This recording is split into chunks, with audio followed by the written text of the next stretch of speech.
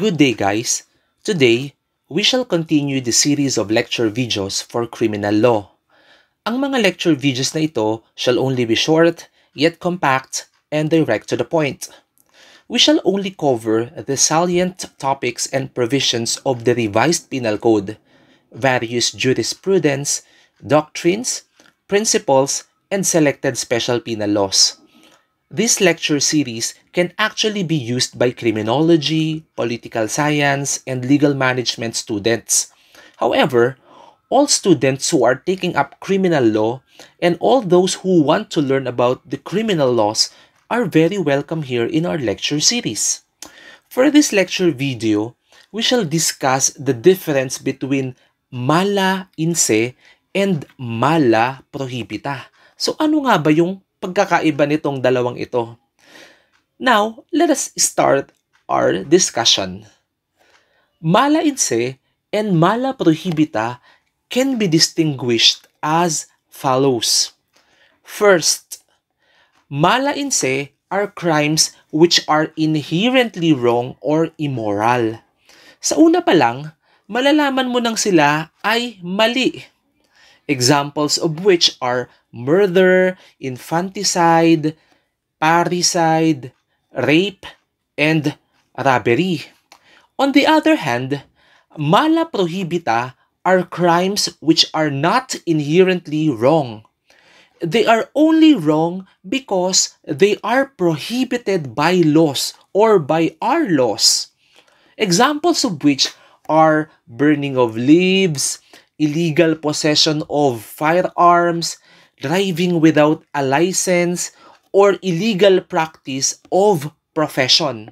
Sa madaling sabi, they are crimes because there are laws which provide that they are to be penalized. Second, in mala in se, good faith or lack of criminal intent is a defense. Halimbawa, kinasuhan ka ng homicide dahil napatay mo ang isang taong nakaalitan mo at akmang papatay sa iyo. You can use self-defense as a valid defense kaya nagawa mo ang pagpatay. Hindi mo man ito ginusto or inintend, pero no choice ka kasi dahil kung hindi mo naman gagawin, ikaw naman ang mapapatay.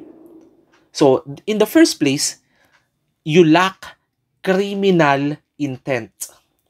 Meanwhile, in mala prohibita, good faith is not a defense. Halimbawa, nakatira ka sa kagubatan. Maraming mababangis na hayop na maaaring umatake sa inyo or sa iyo. For that reason, ay bumili ka ng hindi lisensyadong baril.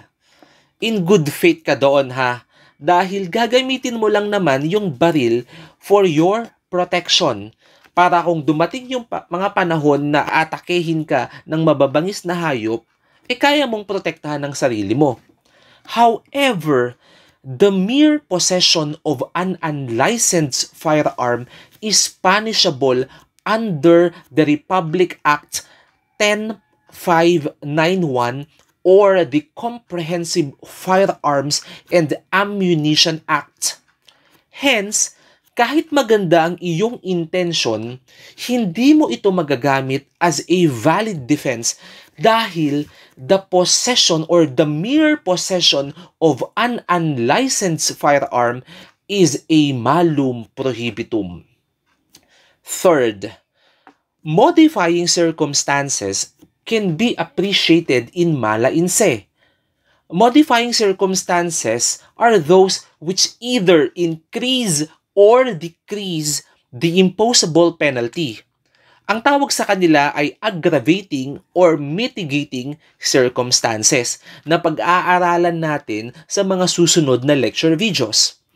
Samantala, in mala prohibita, modifying circumstances will not be appreciated unless the special law that punishes them adopts the technical nomenclature of the penalties of the Revised Penal Code. We will go deeper on this, or we will go further on this as we move on to our lecture series. Fourth distinguishing factor, mala in se are punishable under the Revised Penal Code or Special Laws, where the acts punishable therein are wrong in nature. Meanwhile, mala prohibita are mostly punishable under the special laws. Sinabi ko dito mostly kasi not all mala prohibita are punishable under the special laws. Guys, it is to note that in reality, there are crimes mala in se under special laws such as plunder under Republic Act 7080. In the same way, there are also crimes mala prohibita under the Revised Penal Code such as technical malversation. So the better approach to distinguish whether crimes are mala in se or mala prohibita is the determination of their inherent immorality or wrongness. Hence, if a punishable act is immoral in itself, then it is malum in se. In contrast, if a crime is not immoral in itself, but there is a law which prohibits its commission, then it is a malum prohibitum. So, this ends our discussion for mala in se and mala prohibita. I am Ian Gonzalez telling you, alamin natin ang batas upang hindi tayo mamuhay ng marahas. See you again next time. Thank you guys and God bless.